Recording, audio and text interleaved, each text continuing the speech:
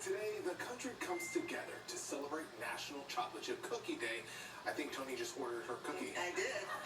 It's on the way. And the popular treat is usually enjoyed with a glass of milk or coffee. You can eat it with pretty much anything. But let me give you a little bit of history about the chocolate chip cookie. It was founded in 1937 when a woman named Ruth Grace Wakefield, an American hero, she was baking cookies and ran out of chocolate. She decided to substitute it with semi-sweet chips, and the rest is history.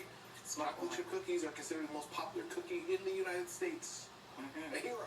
Thank you, Ruth. All right, if you need more than the Olympics to get your competition fix, check out these Canines Hanging Tens. Northern California is hosting this weekend the World Dog Surfing Championships.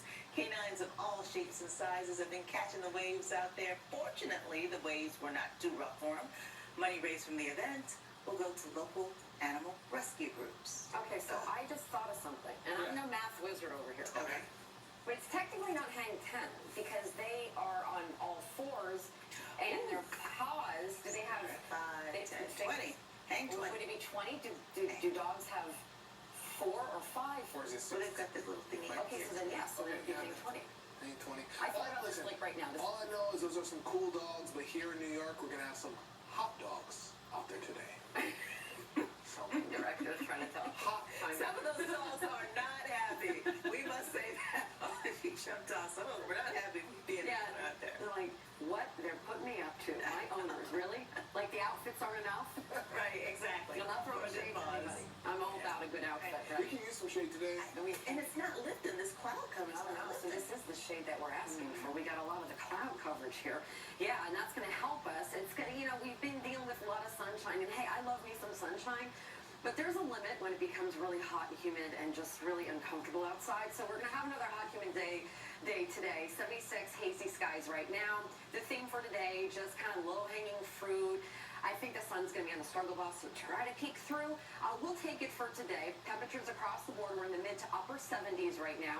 The heat index is the temperature and the humidity combined, how it's actually going to feel. So it'll feel more closer to 90 degrees today in Central Park. This is at 4 o'clock this afternoon. And across the board will be in the lower 90s in Somerville, Toms River, Belmar, you're near 90 as well. Northwest of the city, you'll feel like you're in the low 80s. And then we go and fast forward to the evening. This is 11:15 at night, and we're still uncomfortable. And then it makes way for a really oppressive day tomorrow. That's right. So 91 is going to be with the thermometer reads tomorrow. The real feels likely 95 to low 100s. Again, it's going to be, as you see for the next 10 days, it will be the hottest day. And it's going to be one of the more drier days because for the next several days for this upcoming week, we have unsettled weather. We have a cold front moving through. That's going to hit on Tuesday, and then tropical storm at that point will be a tropical storm again.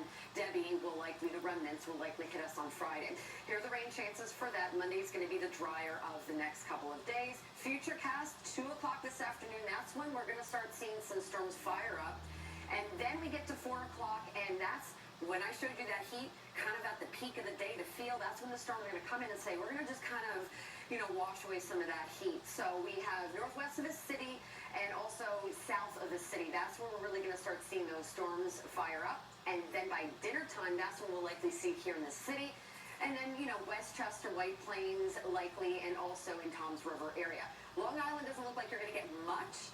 Looks like it's going to taper and wind down. By 9 o'clock, everything is out of here. Morning commute tomorrow should be clear, but then that's really going to start. You're going to start seeing that ramping up with the heat and the humidity. Here's the Tropical Storm Debbie update. It will likely be a hurricane. The threshold for that is once it reaches 74-mile-an-hour winds, that's Category 1. It looks like it's going to get to 85, and that is going to happen likely on Monday morning, tomorrow morning. Hitting the Big Bend portion of Florida, dangerous storm surge up to 7 feet is likely going to be going and getting pushed in.